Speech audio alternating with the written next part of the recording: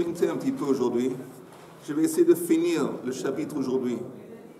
Alors, on va voir ce que ça donne. On avait dit, on était en train d'essayer de comprendre Beit Hillel.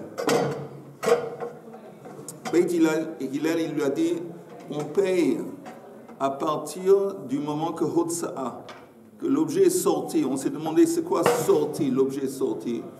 On a eu deux possibilités. Ou que c'est sorti du monde, ça a disparu, ça a été consommé, ça a été brisé. À partir de ce moment, ou sorti dans le sens qu'il a fait sortir du domaine du propriétaire.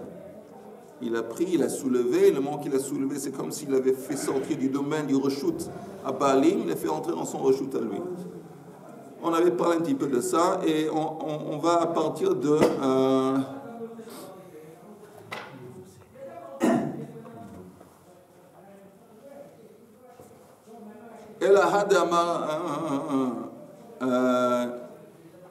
vous voyez, voyez la ligne qui commence sur le mot Rava. Vous voyez, il y a à peu près 15 lignes d'en haut de la page. À peu près une quinzaine de lignes. Rava de Amar, que Beit Shammai. Rava donne son explication. El Hacha b'shevach shel gezeilah que miflegi. Il dit en fin de compte, de quoi on parle ici? On parle de la machloket entre Beit Shammai et Beit Hillel dans la Mishnah. C'est vis-à-vis du profit qui est issu de la chose qui a été volée.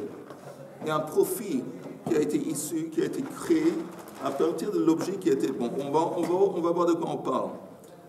Beit Shammai savrei shevach gzeila de nigzal. Beit Shammai, eux, ils disent que le profit, le shevach de la gzeila, ça appartient au propriétaire, à celui qui a été volé. Le Beit Hillel savrei shevach gzeila de gazlan have. Tandis que Beit Hillel, eux, ils disent que le profit, ça revient au voleur. On va voir. Et c'est lié à cette machloket entre les Tanaïm. De Tanya, Hagozel et Rachel. Quelqu'un, par exemple, qui a volé un Rachel, je pense une brebis. Oui. Et après, qu'est-ce qu'il y a eu? Gazaza, il a fait la tonte. La tonte, ouais, Veyalda. Et elle a mis à bas un bébé.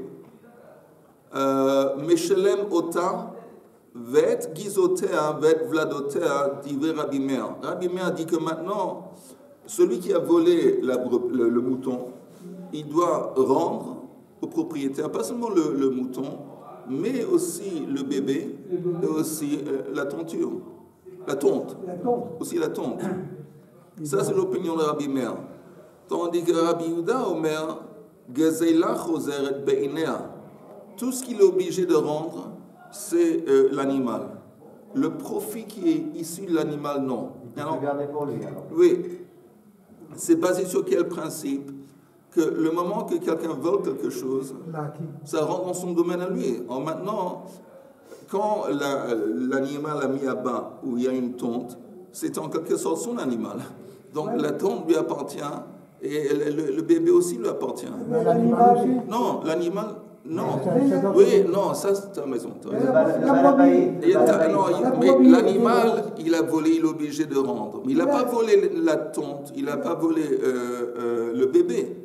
Il a volé l'animal, il rend l'animal. Ça c'est un vol. Elle était grosse, Elle était engrossée. Peut-être, mais il n'était pas là le bébé. Il n'était pas là le bébé. Ah, il dit il était là, il était là, parce que s'il était la bête, elle avait... Et ce qui est intéressant, que ça c'est l'halakha. Ça c'est l'halakha. Selon Rabbi Yehuda. Tout ce qui rend, c'est ça. Et tu peux déduire que ça, c'est vraiment le sujet de la machloket entre Beit Shammai et Beit Hillel dans la Mishnah. Comment est-ce qu'on va déterminer le montant de ce que le voleur va, le chemin qui a Shalach Boyad, qu'est-ce qu'il doit restituer? Et on peut voir que c'est de ça qu'on parle. De Katan et Beisham et Omrim, l'ilake bechasser ou beyater. Beisham, ils disent qu'il doit payer, que ça soit à chasser ou beyater. Yater, ça vient du mot yoter, quelque chose qui a été augmenté, une augmentation. Que ça soit une valeur ajoutée, donc par exemple le bébé, la tonte, ou chasser. Beitil l'omrim que shat hotsa'a. Et Beitil, le mot qu'il utilise, c'est shmat hotsa'a. Le moment qu'il a fait sortir du domaine. Qu'est-ce qu'il a fait sortir? Qu'est-ce qu'il a volé? Le mouton. C'est ça qu'il doit voler. Le mouton qui était engrossé. C'est pas important. Mais il n'y avait pas un bébé. Parce que le bébé pour. Le balabaït. D'accord? On lui a pris sa brebis. Oui. Elle était grosse. Et elle était engrossée. Oui. Bon, maintenant, qu'est-ce qu'il attend le propriétaire? Il attend d'avoir un mouton de plus. Oui. Bon, quand il va lui rendre, il lui dit, moi quand je l'ai prise, elle n'avait pas de bébé. Alors, quand je l'ai prise, elle valait tant d'argent. Oui. Mais de toute façon, la valeur d'un mouton qui est engrossé, la valeur d'un mouton qui est engrossé, elle est différente. Elle est différente. Donc il va lui donner, oui, la valeur de quand tu étais engrossé, logiquement. Et puis ça... Non, c'est Nachor Bachani Omer ou l'autre. La logique, le raisonnement, il est bien. Le raisonnement, ce que tu dis, c'est logique. Mais il y a néanmoins une opinion qui dit que tant que le bébé, l'animal n'a pas été pané, c'est comme s'il n'existait pas. Comment je sais que c'est comme s'il n'existait pas? S'il fait shrita sur la mer, et dedans il y a le petit, il mange le bébé, tant que le bébé qui est dedans, tant qu'il est mort, il n'a pas besoin de faire shrita parce qu'elle est considérée comme une extension du corps de la mère. Donc ça veut dire qu'elle n'est pas considérée comme un être à part tant qu'elle n'est pas née. Donc en fin de compte, lui, il a volé la bête. C'est vrai que la bête, elle comprend le potentiel d'un bébé, mais le potentiel, tant qu'il n'a pas été actualisé par la naissance, on ne compte pas. Dans le raisonnement, c'est le voleur, il est gagnant là-dedans. Il n'y a pas une chose. Oui, il est gagnant. Dans ce cas, il est... Oui. Je pense que c'est injuste. Même la laine... Oui, la même logique s'applique à la laine. Quand il a volé l'animal, elle avait de la laine qui était en train de pousser. C'est une question de temps. Bientôt, on fait la tonte. Mais on peut déduire des mots. Parce que regardez juste le Rashi, et puis on arrive à la question de Richard. Regardez le Rashi qui dit vous voyez à gauche, un petit peu plus en haut, le Beit Shammai qui disent on va payer selon la chose qui était l'augmentation ou le manque. On ne parle pas de la valeur de l'objet comme on avait dit avant, qui est monté en valeur, descendu en valeur. Et là, on parle d'un manque. C'est quoi un manque? Qu'il manque à l'animal quelque chose, la tonte. Il enlève la tonte, maintenant il manque à l'animal la tonte. Il doit payer le manque, la tonte. Dans une guizote, moi chez Hotira est la chose qui a été augmentée, qui a été rajoutée, que Gon, Imnitabra et Slo. Alors ça c'est un Rashi important. Rashi dit dans quelle situation on parle, où l'animal est rentré enceinte, quand il était dans la clôture du volant, chez le volant. Et ça peut-être, ça change tout. Ça rappelle une autre chose quand on prend un serviteur et qui a des enfants. Ils appartiennent au propriétaire. Enfin, ils appartiennent au propriétaire. Le Beit Shammai sabre dans le Rashi à Kol Yishalem, qu'il doit tout payer, aussi bien la chose qui a été enlevée de l'animal, la tonte, aussi bien la chose qui a été rajoutée à l'animal, c'est le bébé, que Rabbi Meir. De Braïta, Vebeit Hillel, que Rabbi Yehuda, que Shat Hotsa, mi Beit Abalim, de Beit Hillel. Non, tout ce qu'on prend en compte, c'est qu'est-ce qu'il a volé. Il a volé la bête, il n'y avait pas de tonte, il n'y avait pas de bébé, c'est tout ce qu'il doit restituer. Et encore Rachid Dankanami, on peut préciser que c'est de ça dont on parle, des begizot ou vladot pligay, de ketan et le shon chasser biater, velo ketan et le shon zol veyoker. Parce que jusqu'à ce moment dans la Gemara, on a essayé d'expliquer que Beit Shammai dit tu payes, que ça soit la valeur qui a augmenté au moment qu'on l'a jugé, ou que la valeur a descendu. Alors, si c'était comme ça, l'expression qui aurait été utilisée par la Mishnah serait Zol Veyakar, quand on parle de valeur. Mais ici, Chasser Veyater, c'est pas évident qu'on parle de valeur, c'est plutôt, ça se prête mieux à l'idée d'un bébé ou de tombe. Voilà. Richard, tu voulais demander une question. Hein? Quelle est l'idée de Rabbi Meir de dire que finalement, il rend la bête, oui. Il rend la bête sans la tonte et sans le bébé. Non, c'est vrai. Quelle est l'idée? C'est que peut-être, je ne sais pas si c'est une hypothèse, c'est que sans doute le voleur, même si c'est un voleur évidemment, il a travaillé. Il s'est occupé de la bête, il l'a nourri. Donc il y a eu de sa part certaines sommes, certaines activités et argent donc dépensé pour cette bête. Donc il y a peut-être une compensation. Peut-être. C'est le cas qu'on a quand même. Non, Richard, c'est pas bête ce que tu dis. Comment je sais que c'est pas bête? Parce qu'on avait parlé de ça auparavant. On parle de bête, c'est vrai, la brebis. Quand on parle d'une différence, quand quelqu'un vole un mouton ou une vache, et comme il ne s'est plus investi le voleur, quand il a volé le mouton, il a dû mettre le mouton sur ses épaules et de transporter pour le voler. Alors au lieu de restituer x5, il restitue x4. Bon, c'est un petit peu... Et de toute façon, c'est comme ça. Maintenant, écoutez, j'aimerais dans la demi-heure à venir, j'aimerais faire un sprint et finir ce chapitre. Et tant qu'il est chez lui, il faut bien qu'il le nourrisse aussi. Oui, c'est vrai. Hein? Donc On le gars qui... parlait du évêque de Kenaani, pas l'évêque. D'un côté, le voleur, il savait ce qu'il faisait. Qui fait des enfants pendant qu'il se... Oui, avec Kenaani. Non, même un évêque de Yehudi, un évêque d'Ivry, qui fait des enfants. Les enfants qu'il fait, ça appartient au propriétaire, au maître. Ah bon? Oui. Mais maintenant, on fait le sprint. Maintenant, on fait un sprint. On est arrivé aux 2 points. Salut Ali, Bokotov. Rabbi Akiva, Omer Keshat Atfiya. On est à la page même Gimel, à Moudbet. Rabbi Akiva dans la Mishnah, lui, il dit non, tu payes à partir du moment qu'il a été pris en justice. Amar Rabbi Yehuda, Amar Shmuel, Alacha que Rabbi Akiva. Or, Shmuel dit que l'Alacha est conforme à Rabbi Akiva, Vemodé Rabbi Akiva, mais Rabbi Akiva serait d'accord.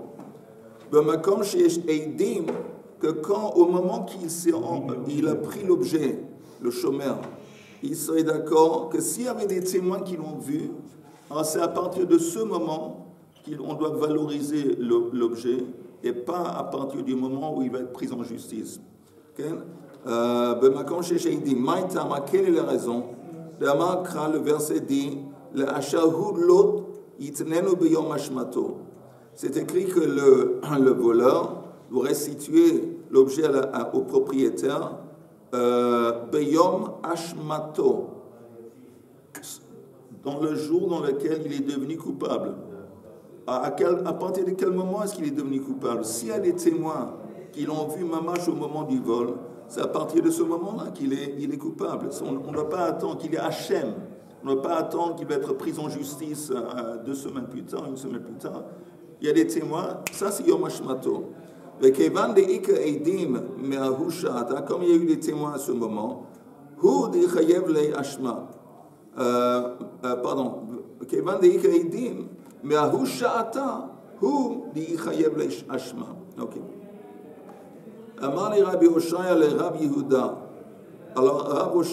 Rabbi Hoshaya dit à Rabbi Yehuda, Rabbi, ata omer ken hachi. Amar Rabbi Arabasi, Amar Rabbi Yochanan, Chaluk היה Rabbi Akiva, afilu b'makom sheyesh eidim.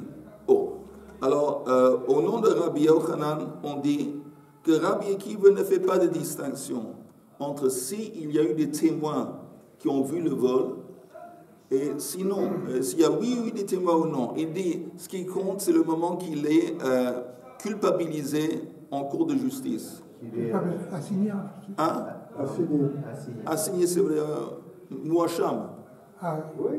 Non, c'est-à-dire Mouacham, sauf. Inculpé. C'est le moment qu'il est inculpé qui compte. Et selon Rabbi Yochanan, ça ne fait rien qu'il y a eu des témoins auparavant. C'est comme ça. C'est tout ce qui compte, c'est le moment. Parce que pourquoi? Il se base encore une fois sur le verset dans la Torah qui dit Beyom Hashmato. Hashmato, ça veut dire. Il est condamné, le monde de la Xira. Oui, mais ça va ensemble, ça va ensemble. Tu es coupable et donc tu payes tel et tel. Non, ça ne va pas. C'est pas obligatoirement ensemble. Des fois, ça prend du temps avant la condamnation. Non, c'est pas ça, c'est pas ça. C'est la condamnation qui compte. La condamnation qui compte. Je ne sais pas comment ça se passe, mais par exemple, dans le droit israélien actuellement, il y a la condamnation des coupables, et puis quelques jours après, quelques semaines après, on dit quelle est la peine exacte. Alors ici, on parle de la condamnation, comment je sais? À cause du verset dans la Torah. Beyom Hashmato. Hashma, c'est pas un paiement. Il a été déclaré coupable. Oui, déclaré coupable. Le moment qu'il est déclaré coupable, c'est à partir de ce moment qu'on va valoriser la chose qu'il a volée. Et même s'il y a eu des témoins au moment du vol, selon Rabbi Yochanan, il n'y a aucune différence.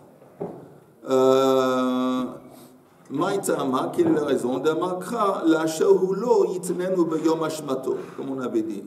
Bebeidina, hu dekamechai velei hashma. Et c'est quoi hashmato? C'est le beidin. C'est quand le beidin va le culpabiliser. C'est ça qui est yom hashmato. Maintenant, Amar Rabbi Zer, regardez bien, Amar les Rabbi Zer, les Rabbi Abba bar Papa, qui azlat lahatzam, quand tu vas aller là-bas, en Eretz Israël. C'est un chacham qui parle à un autre chacham, ils habitent en Babel. Un chacham, il va monter en Israël. Il dit, quand tu vas aller là-bas, regardez bien, Akif Asulm de Tzor. Akif, fais un détour à un endroit qui s'appelle Soum, l'échelle de Tzor. Tzor, c'est une ville au Liban. Ve'ul monte le gabé de Rabbi Yaakov Bar Idi et va consulter un certain Rabbi Yaakov Bar Idi qui habite là-bas. Il habite là-bas en haut d'une montagne, en haut d'une colline au Liban, au sud du Liban. Il lui écoute, quand tu vas monter en Israël, fais un détour pour monter cette montagne et consulte avec ce Rav pour lui demander. Ve'bai mine demande. Ish mi'elei le Rabbi Yochanan, alakha ke Rabbi Akiva, ou ein alakha ke Rabbi Akiva. Et je veux que tu me demandes si lui il a entendu. Est-ce qu'il a entendu que Rabbi Yochanan a dit qu'il est alakha comme Rabbi Akiva dans cette Mishnah ou pas? Amarle, alors après qu'il allait le visiter, il allait lui demander, Amarle hachi amar Rabbi Yochanan, c'est comme ça que Rabbi Yochanan a dit, Alakha ke Rabbi Akiva leolam. L'alakha c'est toujours comme Rabbi Akiva. Alors je voulais juste mettre ça en parenthèse, ou introduire une parenthèse. C'est très beau ça, parce que cette histoire qu'on a vue, ça se répète à 2 ou 3 occasions dans la chasse, peut-être un peu plus. Et on voit qu'il y a un problème. Les gens, ils ne savent pas. Et il y a un chacham qui apparemment, il a une maîtrise de beaucoup de traditions et beaucoup de choses. Il se trouve en haut d'une montagne dans le sud du Liban. Il fait un détour pour aller le consulter. Et là, il vient, est-ce que Rabbi Yochanan dit tel et tel? Il dit oui. Voilà. Alors combien de temps ça lui a pris pour faire ce détour? Ça a dû lui prendre quelques jours de voyage pour faire les détours. Ensuite que ça revienne à Babel. Oui. Alors, qu'est-ce qu'on voit? On voit la différence aujourd'hui et à l'époque. Aujourd'hui, on a porté de main, disons même l'ordinateur. Je ne sais pas, un truc comme la Wikipédia, un truc, même pour des questions en halakha. Tu mets dans l'ordinateur une question, tu presses sur un bouton et tu as la réponse. Okay. On n'a pas besoin d'apprendre un âne et de voyager et faire un détour de quelques jours de voyage pour aller consulter. La réponse prend 1 ou 2 minutes et puis on retourne. Voilà. Mais quelle est la différence? La différence, c'est que ce type qui a fait le détour et qui s'est investi, la réponse qu'il a reçue va être engravée dans sa conscience pour toujours. Ça fait partie de lui. Pourquoi? Parce qu'il s'est investi. Nous, la réponse qu'on va... je parle de moi, hélas. Mais la réponse que je vais avoir quand je consulte l'ordinateur, ça entre dans une oreille et ça sort de l'autre. Parce que je ne me suis pas investi. Et ça, c'est la différence. On voit à quel point, pour la vérité, les chachamim, pour la vérité, c'était pour tout dans la vie, pas seulement pour puiser de l'eau dans un puits, pas seulement pour faire le pain. Ils s'investissaient, il y avait beaucoup d'efforts qu'il fallait faire. Non, même pour la vérité, même pour le limoud, pour apprendre, il y avait un effort, ils s'investissaient. Mais le résultat est que la chose qu'ils ont atteint, la chose qu'ils ont entendue ou appris, c'était valorisé, c'était une importance. Aujourd'hui, c'est difficile parce que tout est tellement disponible à portée de main. On ne fait pas d'effort. Alors, le prix qu'on paye, comme avec l'eau qui sort du robinet et comme avec le pain qu'on achète à l'épicerie, ça n'a aucune valeur. On n'a dit pas, on a dit pas. À l'époque du pain, comme c'était le résultat d'un sacré investissement, les gens, on a du pain. Et ils étaient contents. Ça leur donnait une simcha dans la vie. Qu'ils avaient du pain, qu'ils avaient de l'eau. Oui, ils avaient. Nous, comme dans tout ce qu'on fait, exactement. Ça dépend de l'importance qu'on donne à la chose. Pas seulement, oui, mais l'importance qu'on donne à la chose, ils sont en fonction de l'effort qui a été investi pour l'atteindre. Et j'ai dit que, encore une fois, c'est comme ça. On vit dans un monde comme ça. Il faut être conscient du fait qu'il y a un danger avec toute cette chef à abondance. Baruch Hashem qu'il y a une abondance. Mais on voit que c'est seulement des choses dans lesquelles tu t'investis que vraiment, en fin de compte, tu valorises. Quoique c'est limité. C'est tout de suite. C'est limité parce que, il y a une sentence qui dit à force de poser des questions, on n'a que des réponses. C'est une chose. Deuxième chose, on dit aussi que l'important, c'est dans la question. C'est-à-dire que je formule une question, je réfléchis à tout ça, et j'ai déjà en partie une réponse. Souvent, c'est dans un échange entre deux individus, il y a déjà une partie de la réponse qui a déjà été introduite dans le cerveau de celui qui pose la question. Ok, très bien. Bon, voilà. Alors on continue. Léolam. Alors il a dit que l'halakha c'est comme Rabbi Akiva toujours. Léolam. La Gemara demande Maï Léolam. Ça veut dire quoi Léolam? Amar Ravashi chez l'Ottoman ne dit pas que quand Rabbi Akiva dit qu'on valorise l'objet à partir du moment qu'il est considéré coupable, c'est seulement quand il n'y a pas eu des témoins du vol. Alors, mais s'il y a eu des témoins, s'il avait eu des témoins au moment du vol, Rabbi Akiva dit que c'est à ce moment-là qu'il est culpabilisé. Ne dit pas qu'il fait une distinction.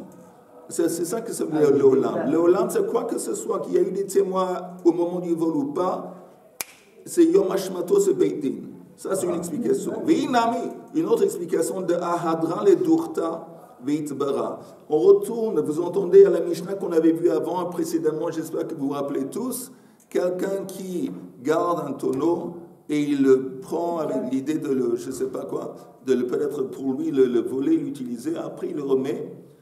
Après, ça se brise, il y a un accident, ça se brise ce soir. Alors, Rabbi Akiva, vous vous rappelez, on avait dit, Machloket de Rabbi Ishmael et Rabbi Akiva. Rabbi Ishmael dit que le moment que tu remets la chose à sa place, ça t'a bouclé le dossier. Et Rabbi Akiva dit, non, tu as besoin de date Baalim. Tant que tu n'as pas annoncé au propriétaire que tu as pris, tu as remis. Alors, il dit, quand on dit à Allah, comme Rabbi Akiva l'Olam, ça vient nous dire... Il a restitué, il a remis l'objet à sa place, et ça s'est brisé. La poukem de Rabbi Ishmael, contre l'opinion de Rabbi Ishmael, qui a dit qu'on n'a pas besoin de mettre le propriétaire au courant, comme Ashmalan, alors ça vient nous enseigner qu'on a besoin de mettre le propriétaire au courant comme Rabbi Akiva, et ça c'est l'halakha. Verava Malacha que Beit Hillel, et Rav dit, ça c'est la halakha, que dans notre Mishnah, quand on parle à partir de quel moment on évalue, c'est comme Beit Hillel Hotsa'a, Shat Hotsa'a, mi Reshuta, le moment qu'il a fait sortir l'objet du reshut du propriétaire. Ok, Mishnah. Hachoshev Ishloach Yad Bepikadon. Il y a un type qui garde un picadon, et il a en tête, il n'a pas encore fait. Il a eu l'intention de l'utiliser. Prendre quelque chose. Beit Shammai omrim chayav. Beit Hillel omrim eino chayav. Ad shishlach boyad. Beit Hillel, non, il n'est pas coupable tant qu'il n'a pas physiquement, tant qu'il n'a pas fait l'acte d'utiliser, il n'est pas capable. Comment il sait Beit Hillel? Im lo shalach yado b'melechet re'eu. Il doit prendre un serment dans la Torah, le shomer, qui n'a pas shalach boyad, qui n'a pas utilisé. Donc il précise des mots dans la Torah. Utiliser, c'est pas suffisant d'avoir une intention, d'avoir exprimé bien sûr. Je vais prendre ça. Non. Tant que tu l'as pas fait une action, exactement. Hita maintenant, hita et achavit venatal hemena raviit.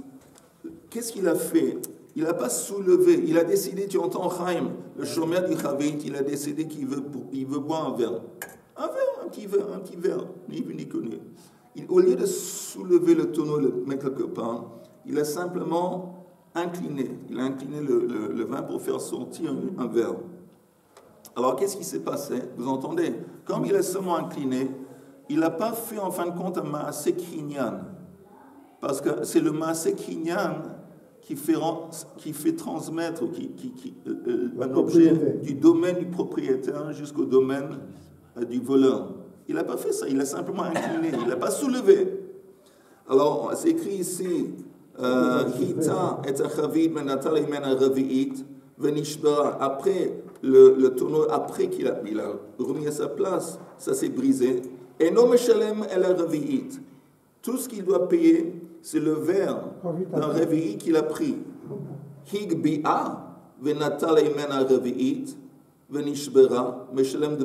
Tandis que si, au lieu d'avoir incliné, il a soulevé le tonneau pour prendre un réveillite, après il a remis à sa place et putain ça s'est brisé, il doit tout payer. Pourquoi là il doit tout payer? Parce que le moment qu'il a soulevé... Le tonneau, il ne peut pas faire ça parce qu'ici il pèse 200 kilos. Comment voulez-vous que... Tu sais René, t'as raison. Si ça pèse de 200 kilos, c'est impossible.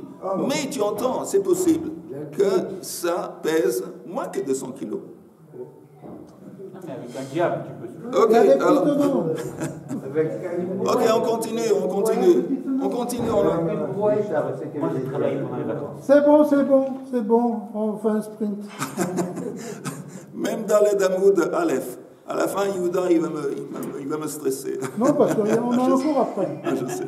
Ça veut dire que si on ne donne pas d'avis à la fin de la Mishnah, ça veut dire que tout le monde est d'accord. Apparemment, tu as raison. Non, il y a une marloquette dans la Mishnah, entre Beit Shammai et Beit Hillel. Oui.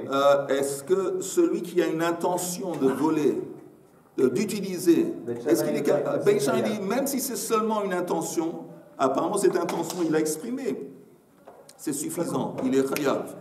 Beit Hillel dit, tant qu'il n'a pas fait un acte, c'est comme s'il n'avait rien fait. Oui, mais dans le Sefa... On a tous compris. Non, on n'a pas tous compris. Dans le Sefa, il n'y a pas de marloquette. Dans la Sefa, il n'y a pas de marloquette. Un autre cas de figure dans la Sefa, il n'y a pas de marloquette. Ok. Gemara, en haut de la page suivante, même dans les Damoud Aleph. D'où est-ce qu'on apprend ça? Que quelqu'un qui a dit, bien sûr, quand on a parlé d'une intention, d'une pensée, il faut le dire. Parce que tant qu'il ne le dit pas, on ne sait pas. On ne sait pas ce qu'il a pensé, le monsieur. Alors, il a dit à quelqu'un, il a dit vous savez, je vais me prendre un verre et personne ne va savoir, ni vu ni connu. Mais d'où est-ce qu'on sait c'est écrit dans la Torah, l'expression sur n'importe quelle espèce de crime. L'expression al-kol davar pesha, ça vient inclure même la pensée. Parce que le mot kol, c'est un mot qui vient inclure d'autres choses. D'avoir, c'est pas la pensée. Ah, il a fait aussi, pas seulement le mot kol, comme Yehuda a dit aussi le mot d'avar. D'avar, c'est aussi une allusion à dibou, sur chaque parole de pécha. Il a fait mot. Ça valait la peine de venir ce matin. Al-kol davar pécha. Beit Shammai omrim, Beit Shammai disent de ce verset, j'apprends, ça enseigne, Shechayav ala marshava que ma'aseh, qu'il est aussi bien responsable sur des intentions, aussi bien que sur des actes. Beit Hillel omrim, eino chayav ad sheishlach bo yad. Il dit non, c'est seulement une fois qu'il a physiquement fait un acte. Comment il sait Beit Hillel? Shneemar im lo shalach yado b'melechet reu. Il dit, le verset dit qu'il doit prêter serment, qu'il n'a pas shalach boyad. Le mot shalach boyad, ça veut dire un acte. אמרו להם בית שמאי לבית הלל, בית שמאי דיז בית הלל, והלא כבר נאמר על כל דבר פשע. Ils disent, mais attends, Beit Hillel, qu'est-ce que tu vas dire, qu'est-ce que tu vas faire avec le verset al kol davar pesha? Selon Beit Shammai, al kol davar pesha, ça vient inclure même des pensées. Amoulain Beit Hillel, le Beit Shammai. Alors Beit Hillel répond à Beit Shammai, valo kvar ne'emar, im lo shalach yado, im elechet re'eu.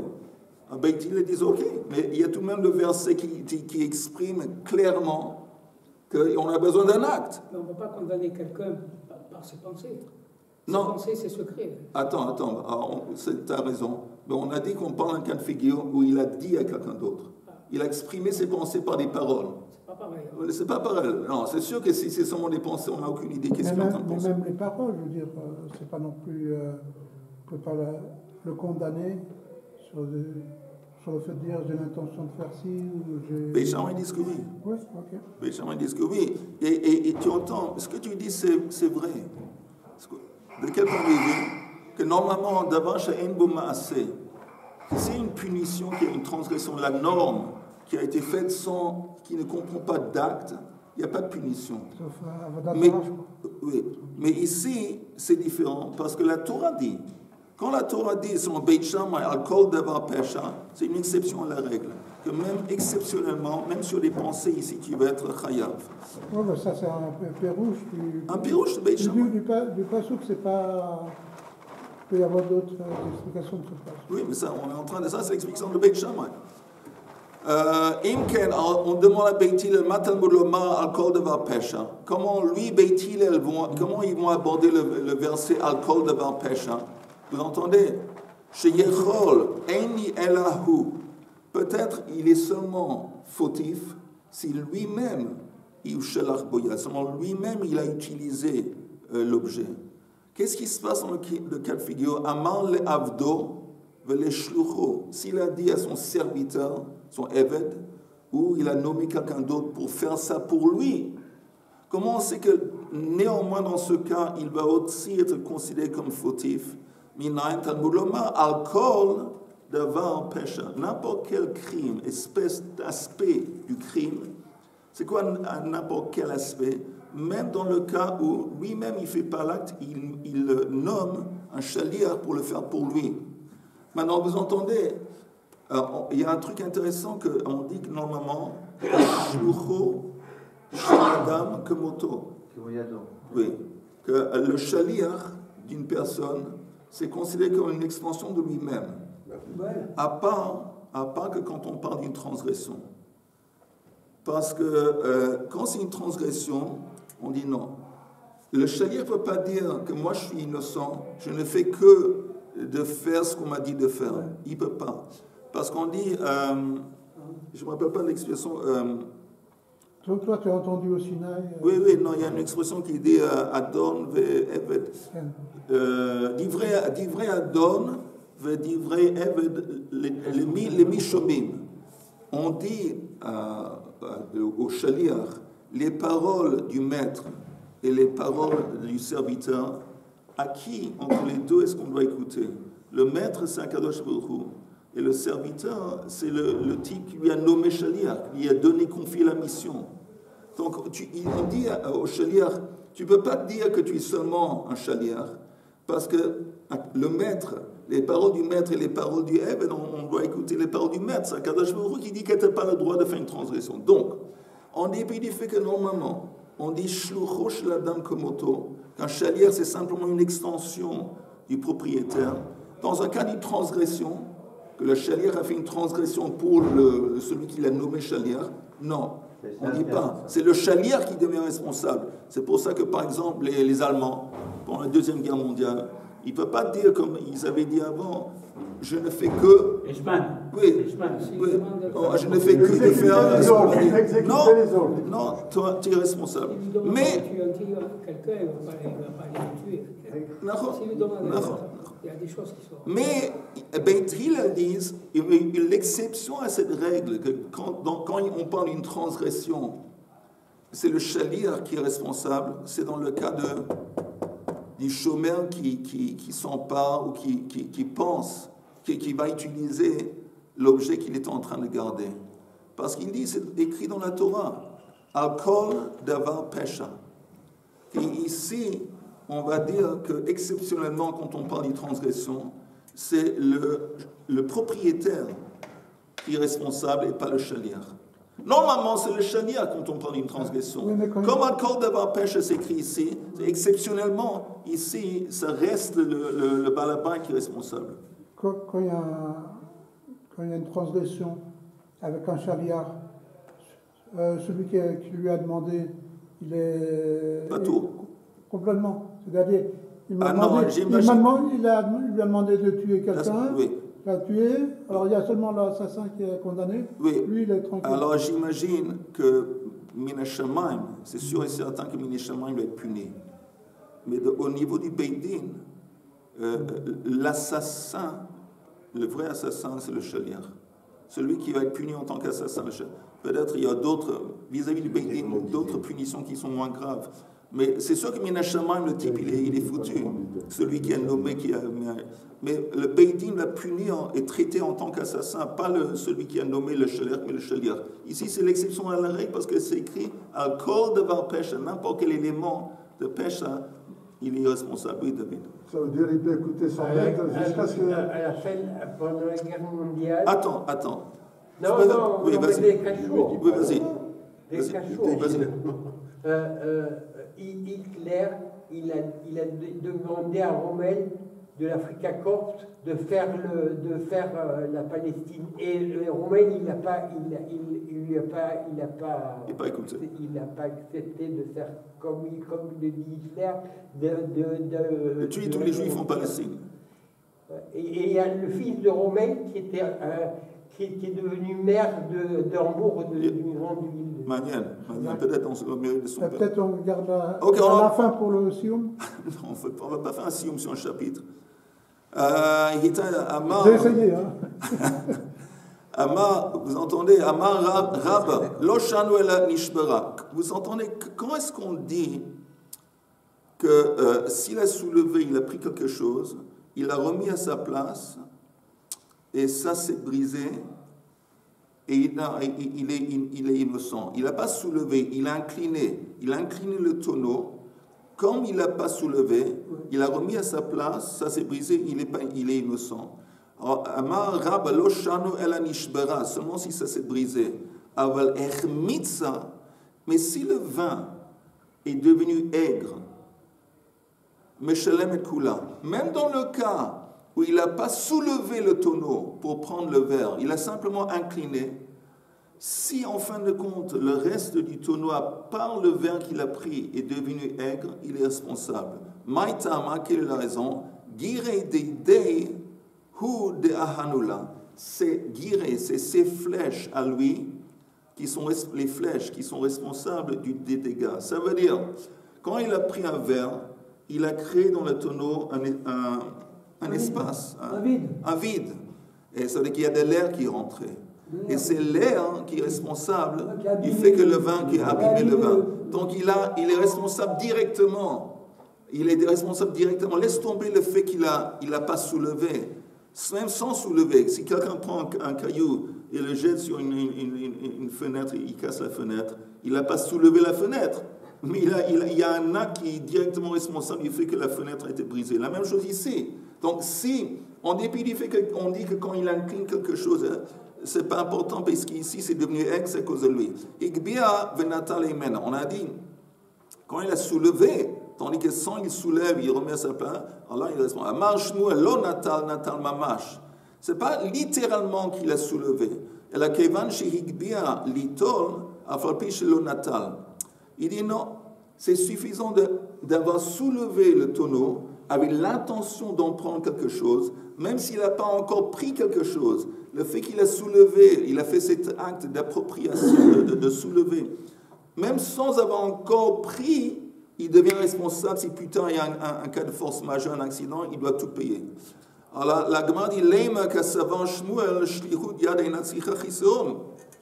Apparemment de là on peut déduire que Shmuel serait de l'opinion, qu'on avait parlé de ça longuement avant, que Shlichut Yad, une utilisation, ne nécessite pas prendre physiquement de créer un membre. Voilà. Amre lo, il dit non, ici c'est différent. C'est possible que Shmuel dit que oui, on a besoin d'un Chisson. Pourquoi ici il est néanmoins coupable? De nichele, de teheve ha chavit, kula, basis le ha revi'it. Vous entendez? Il a soulevé le tonneau sans avoir encore pris le verre.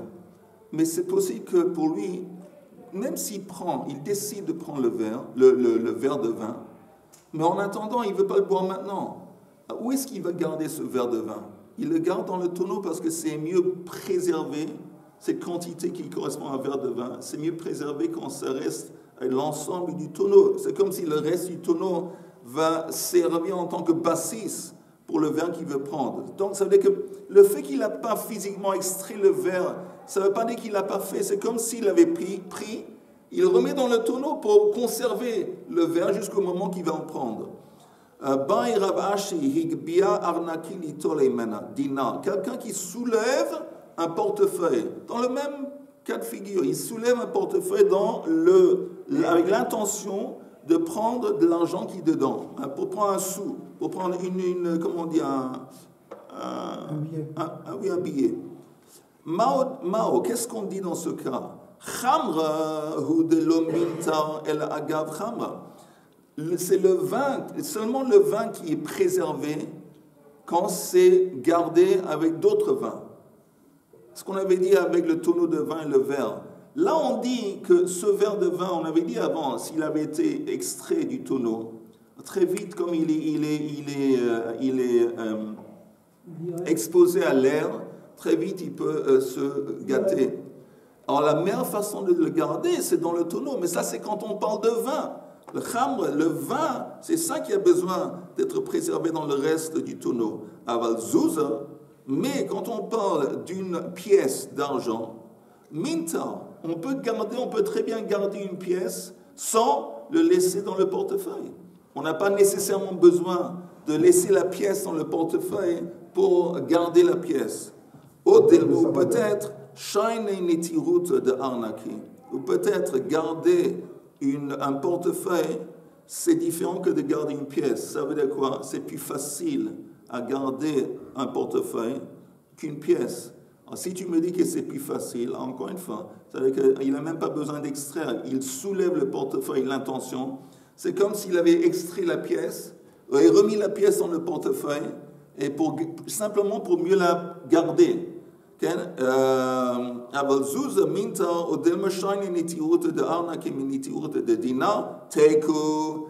il n'y a pas de réponse à cette question. On va devoir attendre la venue d'Eliyahu Navi. Hadran alach hamafkid.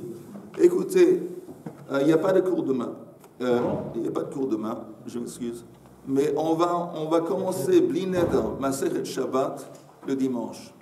Dimanche, on commence Masechet Shabbat, Bezrat Hashem Bli Neder. Si vous connaissez des gens qui restent intéressés, comme on commence une nouvelle Masechet importante, prévenez-le, dites-leur, et peut-être d'autres gens vont être intéressés à se joindre. En attendant, Shié, Shabbat Shalom et Besor Tovot. Amen. Ça, il faut